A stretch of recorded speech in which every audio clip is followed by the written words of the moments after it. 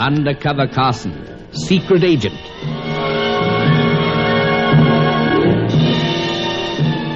Operation Death Ray, an assignment in Rio.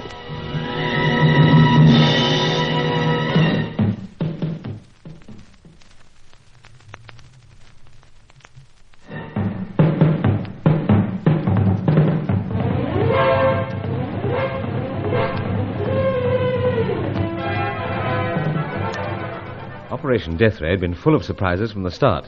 Now they were coming thick and fast. Through the tropical downpour, Angelo and I had seen a strange light gleaming at the top of a crumbling mess of ancient ruins. Believing this to be the abode of evil spirits, Angelo took fright and ran. I followed and so reached the place where Herman Nagel landed us, just in time to see the seaplane taking off and vanishing into the heavy clouds. We were treacherously stranded, it seemed. We made a temporary shelter with the rubber dinghy, and Angelo collapsed into a sleep of sheer exhaustion. But that light still beckoned. I decided to investigate, and at the base of the ruins I overheard our third scientist, a European, talking weakly to a girl with a fresh English voice. From their talk, I gathered that the sinister Chaco had been here first. Then I was struggling with a bunch of natives. Then came oblivion. When I woke, my head was throbbing, but it was still like a dream. Oh, thank heavens you've opened your eyes at last. Oh, my dear. Had I known you were beside me, my eyes would have opened much earlier. Don't try to get up. You've had a terrible blow on the back of the head. So it seems. Is it very painful? Oh, it is, rather. But where am I? In a room at the bottom of an old temple. The natives carried you here. Violent little fellows, those natives. But you were snooping. That's why they attacked. Well, I dare say I must have looked a trifle furtive. They thought you meant us harm. Why didn't you call out?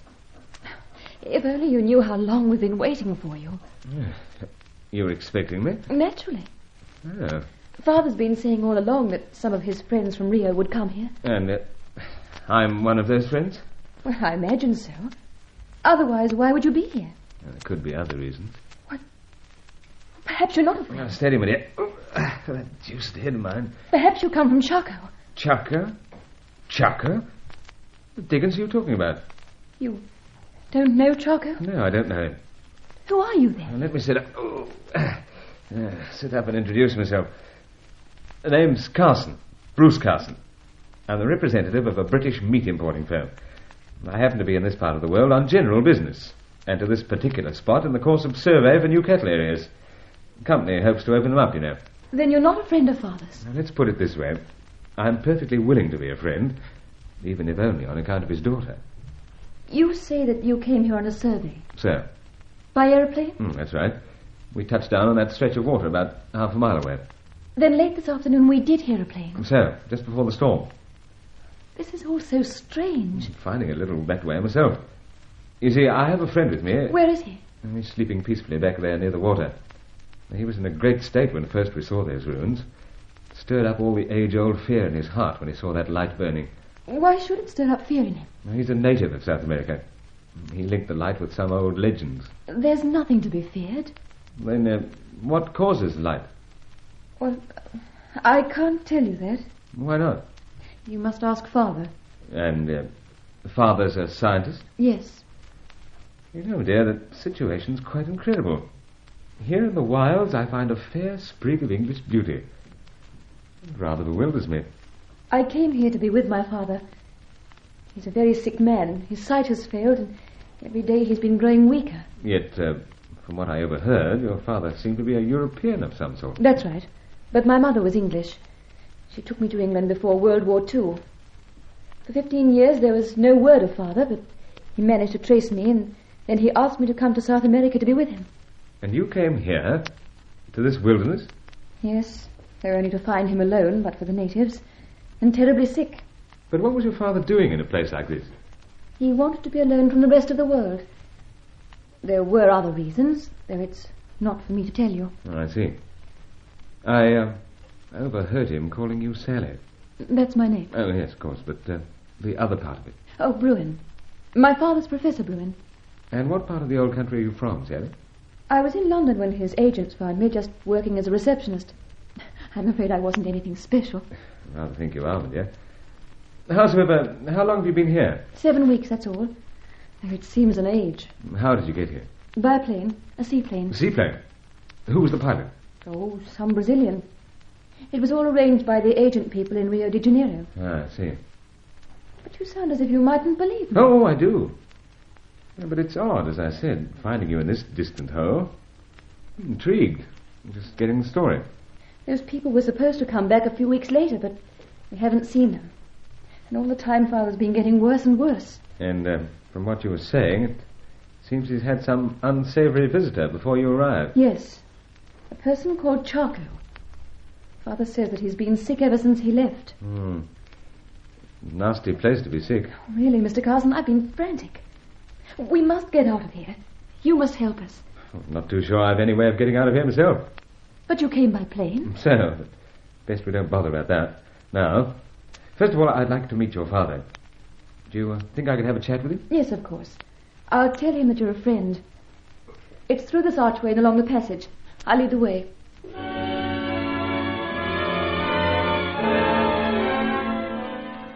I'd keep saying that the situation was incredible, except that so many incredible things happened on this assignment.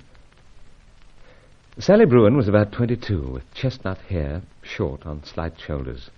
It danced as she led the way through the ancient archway and along the rough-hewn passage, the stones grimed with the dust of centuries.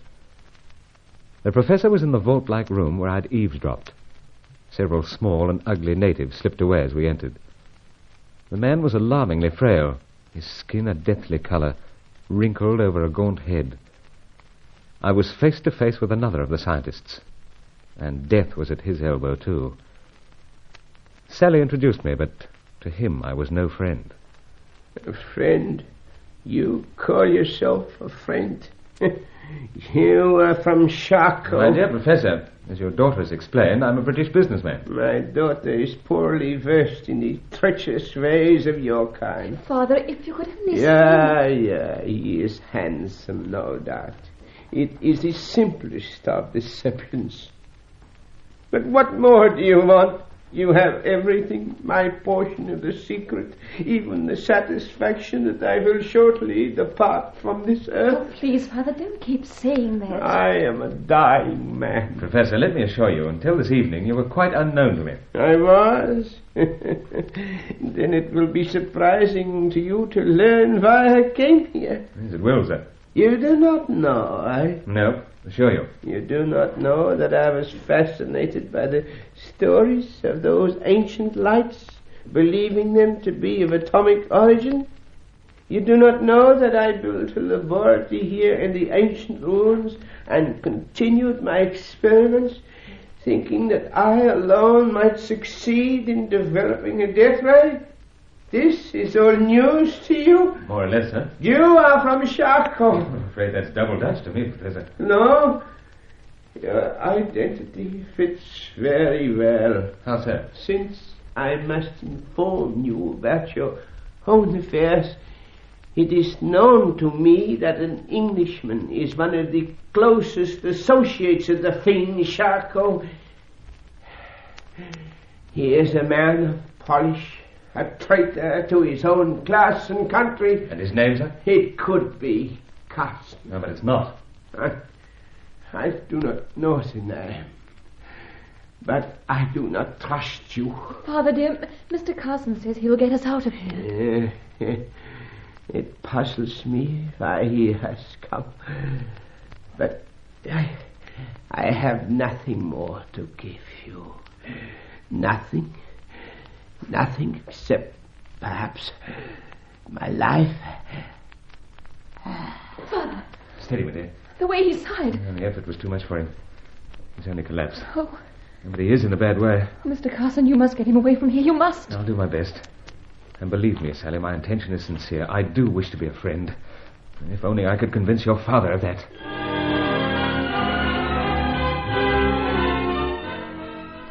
I had no idea what wasting disease was so steadily sapping the strength of the professor.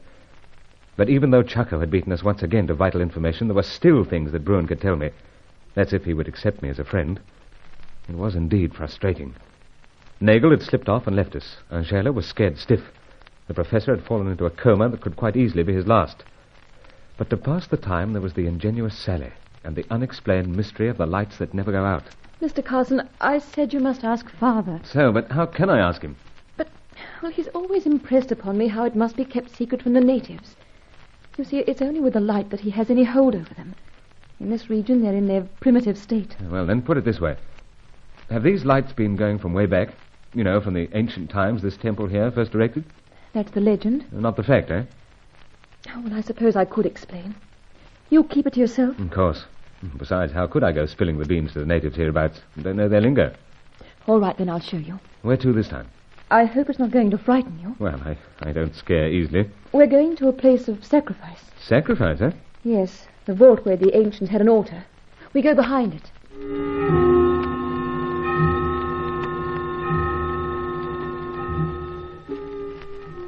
Ah, quite a place. What went on here? Even Father can't tell me that. Perhaps the secret rites of the priests? So the professor adapted it for his own secret rites. Yes. This was his laboratory. Quite a deal of equipment about. It was all flown here from his agents in Rio. Oh, I see. Anyway, the lights, the secret. It's all very simple. Father explained so that I could handle the compressed gas. Compressed gas? Yes. You see, it comes from these cylinders and goes up through the ruins in a pipe. Yeah, and comes out as a flame the other end. That's right. So that's all. But the natives hereabouts believe it's something supernatural. They believe that Father brought the light with him, that he's a god of some kind, arisen again. But if the lights go out... There'll be trouble. Oh, Father's always warned me of that. Oh, then let's hope they don't. Not before we get you out of here, anyway. What the blazes is that? The stone slab, Mr. Carson. Shut? Yes. Does it do this of its own accord? No. And someone's pushed it. Yes, the natives. But look! What now? The pipe from the cylinder. It's not connected. Great heavens. It's the light, Mr. Carson. The light has gone out.